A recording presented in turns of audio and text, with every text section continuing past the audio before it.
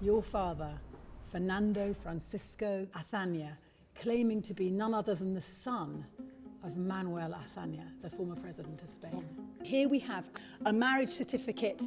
Here he is, Frances Fernando Azana, married to your mother, Mary Elizabeth Roberts. Yes. So in this marriage certificate, in 1948, he is citing the former president of Spain as his father.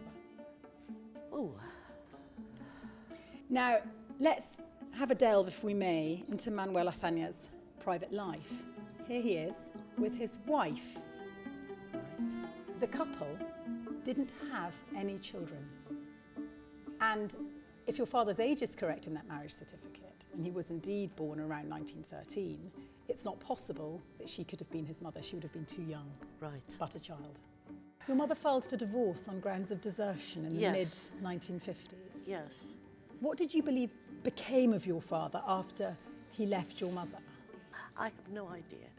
This is your father's second marriage certificate in 1957. There were a couple of new facts, if we may label them as such at the moment. One is that he was an embassy secretary. So he's changed his job, but his father has changed somewhat. Still an Azana, but this time a Fernando. Yes. We're not quite finished. Oh. The year before he married his second wife, they had a baby daughter.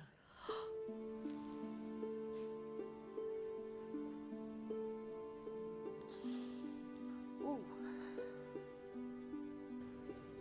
I didn't expect that. Oh.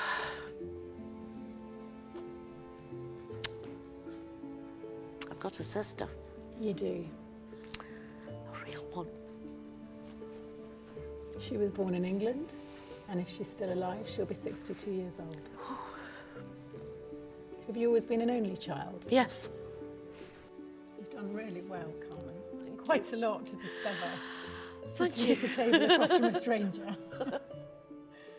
Whoa. That's the biggest shock. And the best one, too.